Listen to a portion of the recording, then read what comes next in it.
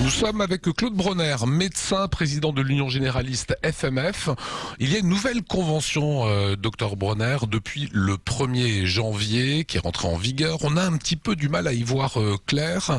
En quelques mots, il y a des primes, il y a des bonus, et désormais, les médecins seront notés comme cela.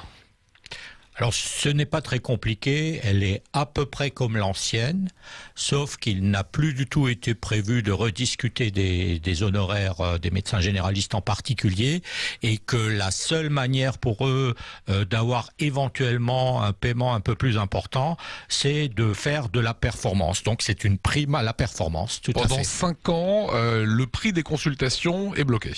A priori, rien n'est prévu pour les revaloriser, effectivement. Alors, qu'est-ce que ça va changer concrètement pour le patient ? Normalement, si tout va bien, le médecin gagnera un petit peu plus s'il atteint certains objectifs, mais j'espère que pour le patient, ce sera transparent.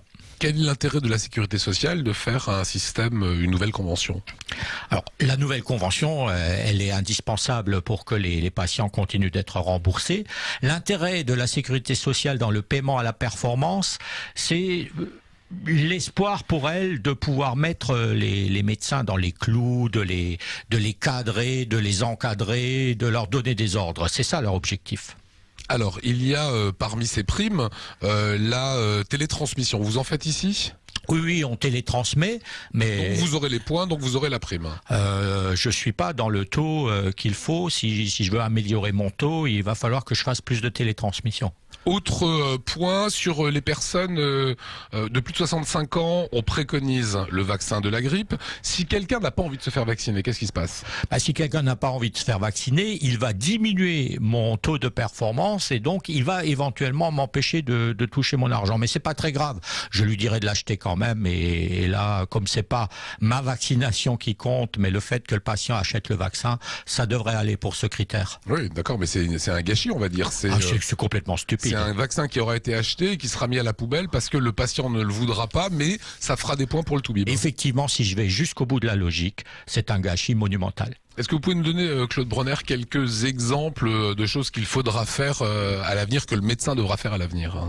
Par exemple, les patients qui prennent certains tranquillisants, certains somnifères, vont se voir dire par leur médecin, ça serait peut-être bien qu'on change parce qu'en fait, avec certains somnifères, le patient améliorera les points du médecin, avec d'autres, il va les faire plonger. Je vais donner quelques noms, le Lexomil en fait partie, le Valium en fait partie, le Mogadon en fait partie. Ce sont des médicaments que les médecins auront peut-être intérêt à changer pour leurs patients. Dernier point, la rémunération sur le papier semble plus importante pour un généraliste qui remplit tous les critères.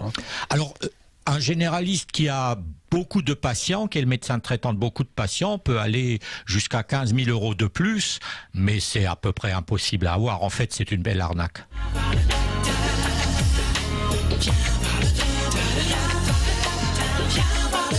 On est avec un adhérent de la Fédération des médecins de France, c'est Raymond Attuil.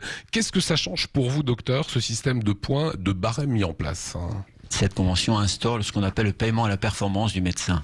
Ce sont des critères très compliqués, des critères ésotériques que la Sécu a mis en place. Le patient qui va venir cet après-midi dans mon cabinet va se demander si mes prescriptions sont liées par l'intérêt que je peux avoir à toucher à la performance ou sont liées à son état de santé. Le deuxième, c'est les critères médicaux. Les critères médicaux, ils ont été faits par des technocrates de la Sécu, avec très peu de concertation avec les médecins. Et on s'est très vite rendu compte que ces critères étaient inapplicables ou stupides. La troisième raison qui fait que je suis dubitatif comme la plupart de mes confrères, c'est un manque de confiance envers la Sécu. Ce qui serait intéressant dans cette nouvelle convention, c'est que la Sécurité sociale considère les médecins comme des partenaires et pas comme des fraudeurs ou des incompétents.